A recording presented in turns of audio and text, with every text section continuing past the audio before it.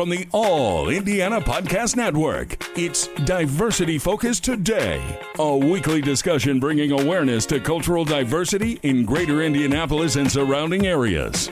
Now, here's your host, Rickie Solid Gold Clark. Well, welcome once again to another edition of Diversity Focus Today.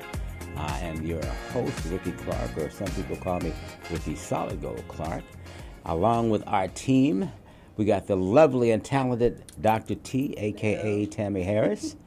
And our attorney buddy, Mike Murray, is on assignment today. He picked a good day because it's raining here in Indianapolis right now. So, we are ready to get started on this edition. And so, ladies and gentlemen, boys and girls, welcome again to our show. Man, we got so many topics. And Dr. T is going to start us off talking about a whole bunch of things. So, Doc, I'm going to shift it now to you. Well, I'm just thinking about what's to come. By the time this show airs, we'll be into our summer celebrations and a lot of events with the WNBA and basketball. So I was thinking, why don't we share what's going on in the city and also talk about some safety concerns that may have occurred over the 4th of July celebrations with the fireworks and stuff. And the city now being the city of Indianapolis, since we're all over the world. Yes. With this. Okay. Yes. Indianapolis, Indiana, y'all. Yes. So the Indiana Black Expo summer celebration begins July 10th and goes through the 20th. And so that is an event that's filled with exhibitions, health fairs, family events, things that kind of really save lives, I would say, with the health fair. Oh, I have a testimony which I stated to the team before we came on the air. If it wasn't for the Expo Health Fair, years ago, many years ago, I was diagnosed as being a diabetic. Had no idea that I was a diabetic, and I guess my levels were so high that they wanted to send me to the hospital from the health fair. Oh, wow. And, I didn't know, and eventually my doctor the next day sent me to the hospital to work on that. But so that portion is extremely important, and as we were speaking earlier, they offer so many different tests and different things that you can go through. I think it's like $4,000 worth of medical examinations, testings, and services that they offer there. So if you're hearing me, my voice, or looking at my pretty face, then by all means, if you still got time to get down there this Sunday. And I'll read on their website, it says the Indiana Health Fair, and the goal of the Indiana Health Fair is to increase awareness of chronic disease, such as diabetes, diabetes, heart disease, stroke, hypertension, and cancer, and how to prevent them. So this annual event is the largest of its kind, offering over $4,000 in free health care screenings and services. It has vital wellness resources and engaging in fitness activities for the community. And the time is usually this will be that day, 4 p.m. to 8 p.m. It is free for seniors, and its location is in the Indiana Convention Center in halls D and E.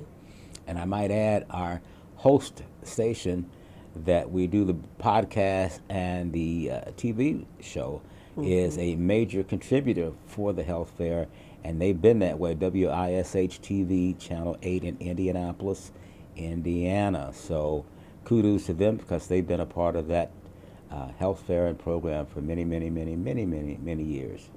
And I see the exhibit hours for that Sunday, July 20th, which would be this airing, is from noon to 6 p.m. So I just want to make that correction as well. Yeah, I was wondering, you said 4 to 8. I said, well, is that the party? I had scrolled down. Well, that's where most of the during the week, which had already passed. Yes, okay. But noon to 6 p.m. today. Okay, so we got that handled. And then also, I believe during the weekend, upcoming events is the got the WNBA All-Star. Oh, we can't forget that. Yeah, that probably has passed the day after, but it's to come as well. That's the big national, the WNBA. Catch Indiana Fever's Caitlin Clark leading the lineup in the star-studded game. Festivities include 3-point contests, skills challenges, and debut Fever Fest concert. So Okay. Of course, by the time this ticket starts at $166, which, like I said, this might have passed. Yeah, have passed, but still, kudos to the WNBA. So we need to lift them up and talk about that because, I happened to watch their draft that they had for the All-Star Game. That, of course, is now already passed. But I've never seen a selection process as what they did as I was watching it. On one of I think it's ESPN. So that was interesting. I was like, okay, you pick, I pick, you pick, I pick. Okay. So that was pretty. That was pretty solid to check out. Who was the two? Like, how did it run? Was it two of the same Fever's team picking their team from? It was the team captains that picked, and they had from their own teammates. No, yeah, from a list of the All-Stars that were on the list. From other teams. That the fans picked. Okay. The fans pick the actual All-Stars, and then the team captains go and they pick who they want from this list of All-Stars that the fans have already picked. And so Caitlin is a captain this she's year. a captain of one of the teams, and I, man, for the life of me, I can't think of the other lady who is the captain of the other team. So, of course, by the time this aired, we would have known which side, the East or the West. So, so they have a women versus. Is she's well now, Caitlin? Yes, playing? yes, she's back playing now. So that's a good thing for the Fever. Right. So, but it's also a good thing for the WNBA. I mean, the mere fact that this popularity, which they haven't had before, is amazing. I mean, you've gone from, and I'm just using the Indiana Fever because before all this popularity occurred, it's my understanding, several years ago, they were playing at the Fairground Coliseum. Oh, wow. Which is a smaller venue. And now they're in Gainbridge, which is 20,000 seat stadium. Right. And you're actually watching the draft. And you're watching the draft. And they're putting butts in the seat. Right. Sellouts from time to time. So it's amazing. And I'm happy to see that the ladies are getting their just due. Right. So, Tamika Catchings, didn't she just have a statue or a mural put up downtown? I think she did. Yeah. I think she did. I know she does a lot for the community as well. Yeah, she was the Fever's first big-time All-Star. Right. And so, yeah, she's done a lot for the team and in the community. So that's good. And I'm sure the rest of the players will do and be doing that same thing. So because I think one of her shops has a basketball. It's the one, but near one of the parks. She got two tea shops. Her tea shop. Yeah. It offers art and culture for teens and families, and I think that's very good to kind of address the issues with youth violence that's been going on. What's out there for the kids to do? Okay. Well. So do we jump off into that, or are we still on the WNBA? You tell me. The WNBA, unfortunately, I think this will be the past, but I think we definitely brought highlight and significance to yes. But the Fevers are still playing. The season All-Star Game is over with by the time it's there, but the season is still going. So if you haven't been to a WNBA game, you need to go. It's exciting, fantastic. Have to do, yeah, Doc, what's up with that? I have to do. Well, I rarely even go to. I'm just not a sports for. Okay, let me give a backlog to that. You know this, and I'm sorry to say I don't want to bring up old PTSD issues, but when the Colts was in the Super Bowl, I followed the season. I was there. I know it has nothing to do with football, but also the sports but, in general. Okay, it's just so much of an emotional roller coaster for me. It's just you get to that highs and lows, and you get to the end and they lose. It just takes too much. So I've learned to watch basketball by the last quarter. In the last 10 minutes or so. That's as much sports. That's as much as you can handle. At least for basketball. Okay, well I'm sure you're not So to pay a ticket for 10 minutes of a fourth quarter. We're all shaking our head. I'm shaking my head, and our director, producer Alan's shaking his head. Case in point. When the Pacers got that second game, that first game, when did it happen? That last 3 minutes or seconds. Oh yeah, when see when Halliburton. Yeah, see hit that shot. Right, yeah. Case in point. I can't. Were you watching then? No, I'm glad I didn't because That's part of the excitement. But it happened in the last part of the game. And but you just said that you were last. You like the last but part I watched of the it on game. TV. Right. Well, I wasn't there in person, but I kind of got the gist of it at home. But just that, imagine the emotional roller coaster you were on during that, and then they win, and that's good. So I went straight to the victory. Okay. All right. But I will have to support. I would definitely have to support the WNBA. Yeah. And my daughter actually volunteered a lot with and worked for both Pacers and the Whites and Illinois. What is it? The Bulls? Did work for the Bulls, but the women's Bears? league. Oh, that Angela Weiss. What is the team? Help us. White flag, white. And I know that the Chicago team, the women's team. Yeah, it'll come to me. I think it's the Whites. No, it's not white. You talking about the White Sox baseball team? Case in point, no discrimination. I don't know any team from my hometown other than the Bulls. I live in Pace. Okay. Yeah. Sky. The Skies, Chicago Skies. I was thinking the White Sky. Okay. See, case in point. If Mike was here, I would have been rescued by now. Yeah, you should continue the conversation with sports. Yeah, we know not to stay on sports too long with Doc. I tried to bail myself out, and you was like, "Well, let's stay with sports." And you just got deeper. Well, we'll leave that quicksand before you go completely under. So we won't do that again. What else we have on the agenda? I'm so embarrassed. But I already knew. You knew. You set me up right there. Well, let's talk about ballet. Ballet. I don't know anything about ballet. Exactly, but we're going to talk about it anyway. I just know sometimes they got nice uniforms. I don't know why they have that, and tippy toe. Yeah, tippy toe. So I don't know anything about ballet. Yeah. What else we got on the agenda? Folks are like. I guess youth.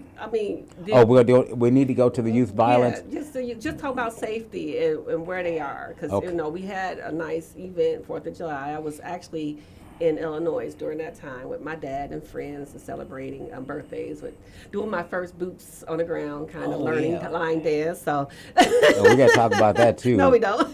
But let's set that up. We good. No. Part of the celebration here in Indianapolis, Indiana, in downtown Indy, they always have, like in so many other cities, a 4th of July celebration, complete with fireworks and festivities and food trucks and that sort of thing. It's a big-time family-oriented event, which people start going downtown as early as 2:30, 3 o'clock in the afternoon, even though the fireworks don't begin until it gets dark, about, 9:30, quarter to 10. But way after the fireworks, at a good 3 hours after families and folks had gone home, most people, about 1:30 a.m. on that the next day, they had a bunch of youth downtown, and unfortunately there were, I think it was 7 people shot in the downtown area in Indianapolis. I know the convention center folks are like, oh, don't talk about that. And then 2 died. These were juveniles. Yes. I think one was 16 and was one 13. I don't know how the other one. Okay. But the one that they had been highlighting, they were saying it was a family. Like this was the third child that had been shot over a number of years. Yeah. So I could imagine. I don't know. I really can't imagine what the family is going through. Perhaps because you've treated stress and trauma in your practice that you have. Yes, and it is unfortunate that families have to experience that. Yeah. And to have to lose so many and that what we would call like complex grief, like more than one loss, significant loss back to back, and that would cause a lot of distress and grieving process to work through. So I can only imagine this loss providing significant grief for the family again and re-triggering of past losses. So okay. Unfortunate.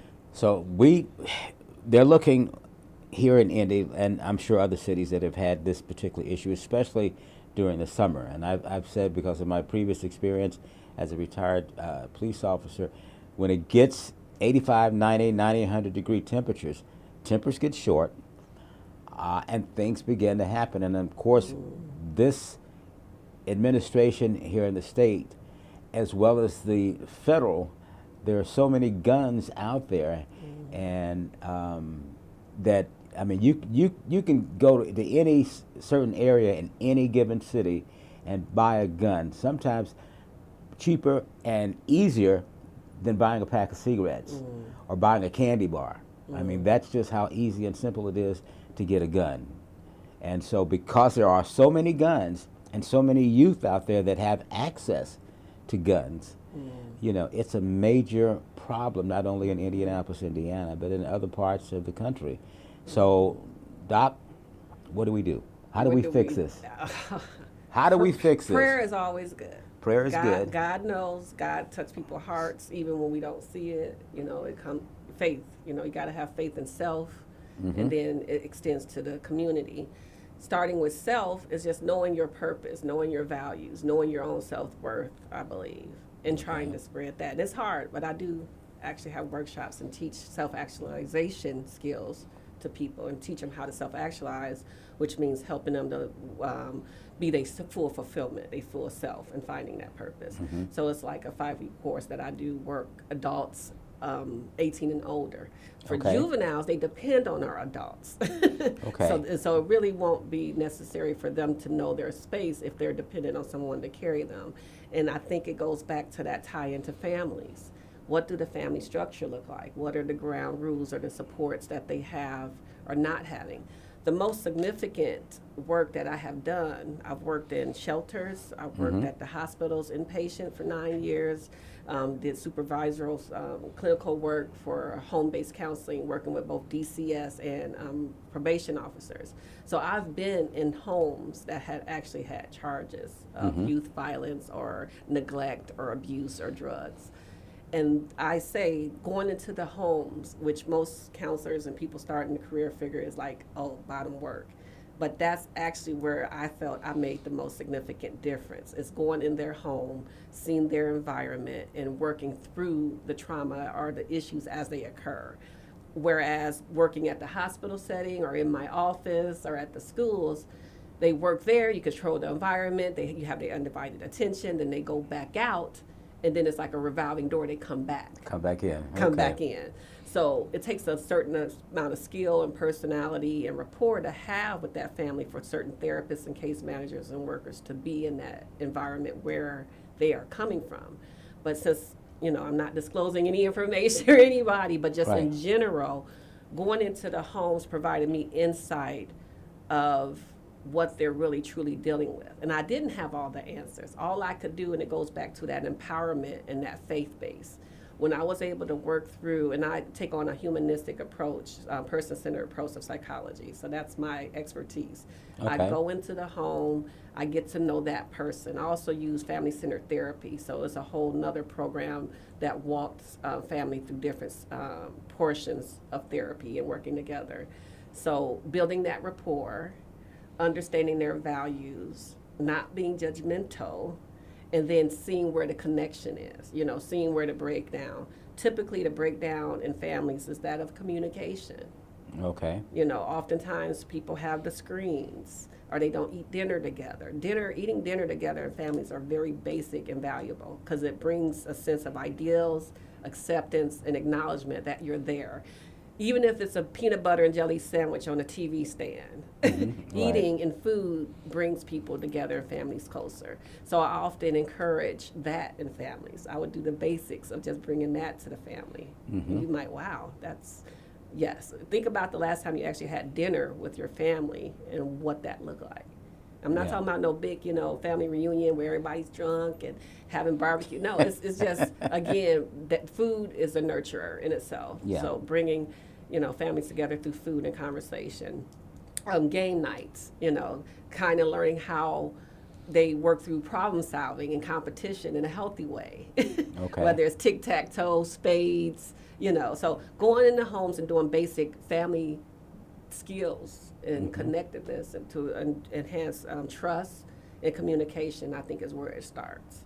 So a simple card game could be, because it does bring family and friends together. It's the simple card game, but it's the content within that. Like the skill set, like people say, I don't want to go to school, they don't teach me nothing. Well, it ain't so much about going to school and learning something. You're learning how to maneuver through different personalities, social interactions, and acceptance, attaining to rules and policies and being on time with homework. Is beyond just the sense of what you're doing. That's giving you those kind of skill sets for socializing and being a better you. Okay. And then when I bring that to families, they'll be like, wow. And it'd be as simple. Does it necessarily always keep most of them out of the system or off drugs? Probably not. I had a few that, actually went back into the system. But I always say don't get discouraged because we're planting seeds. Public servants like yourself, police officers, mental health counselors, case management, we're planting seeds. So I always say don't get encouraged. And mentors. Don't get encouraged when you're working with families that seem to be resistant because they feed off of you. If somebody feels like you're not helping them or you're just in it for the money, and I've gotten that a lot too. You just want the money. I said, you see my paycheck lately? It's not about the money because I did a lot of nonprofit work earlier in my career and stuff and all. And so to answer your question, what's the problem? It starts with family. Yeah. And if it's not necessarily family is still what you make it. It could be that of friends, significant others, coaches, schools, police officers, whoever you can connect that can hold you accountable when you feel like you can't hold yourself accountable. Okay. Hence, with gangs and when kids go outside the home, they probably looking for something that they didn't have, which is basically trust, support, respect, and they say, oh, you didn't give me no respect. So they find it in other things, and it's just a matter if you're in a group, what they say, chickens in a feather flock together, or crabs in a barrel. If you surround yourself by what's not the norm, it's going to feel normal. Because that's all you are engaged in. So it's learning to go outside your bubble. And that's the hardest thing for most people, too, is change. How do I transition from one thing to another? And that's what I call being comfortable in chaos.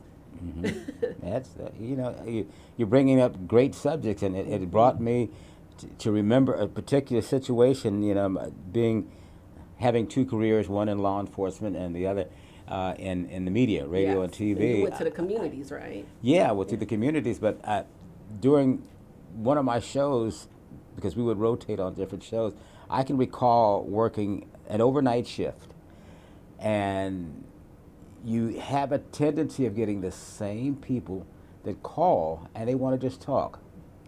They want to talk. Yeah. And one particular night, there was this young lady, and she had called probably a good 2 or 3 months, pretty much about the same time, and just talking about different things.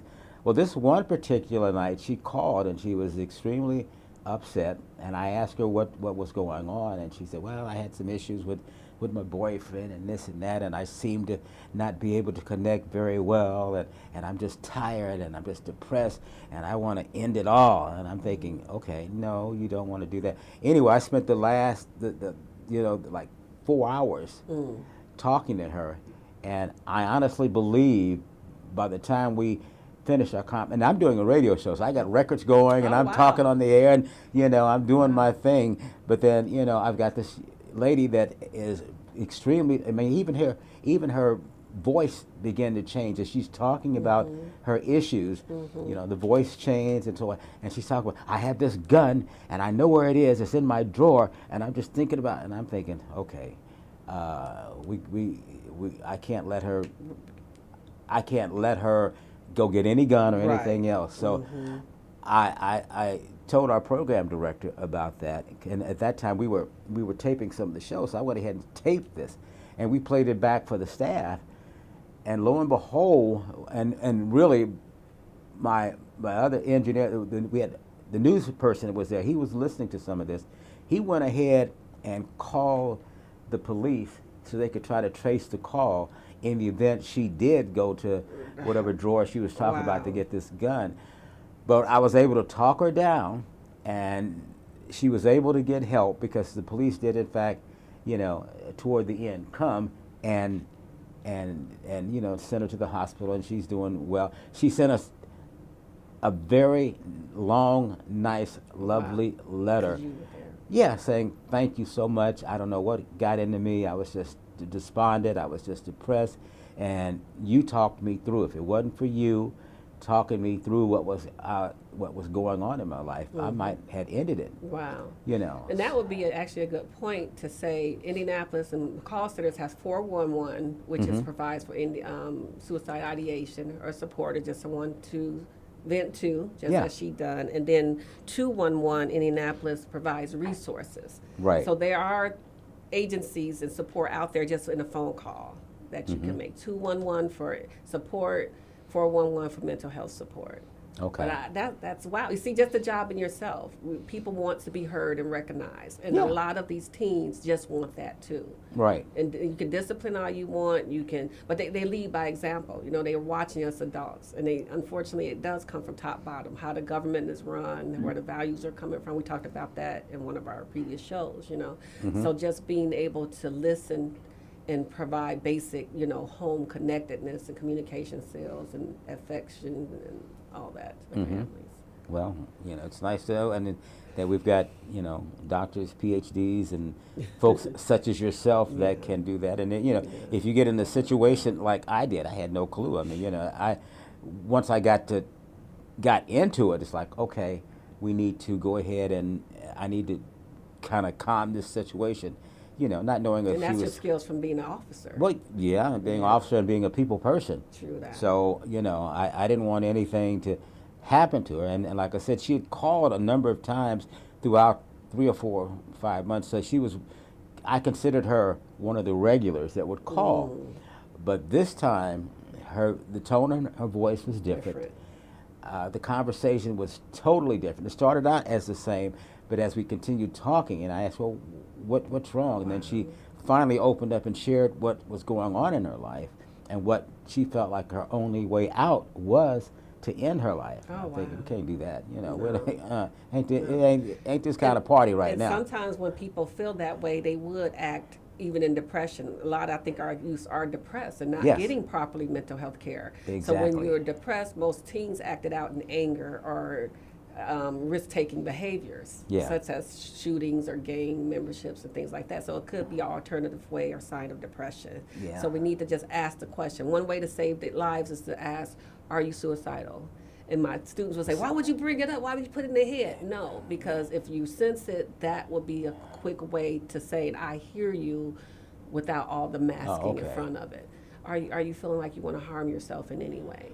So if they having unusual behavior that's either the opposite, very happy or even just very depressed. It don't always come in tears. Depression don't always come in tears. Ask that question. Right. Are you feeling like you want to harm yourself or others in any kind of way?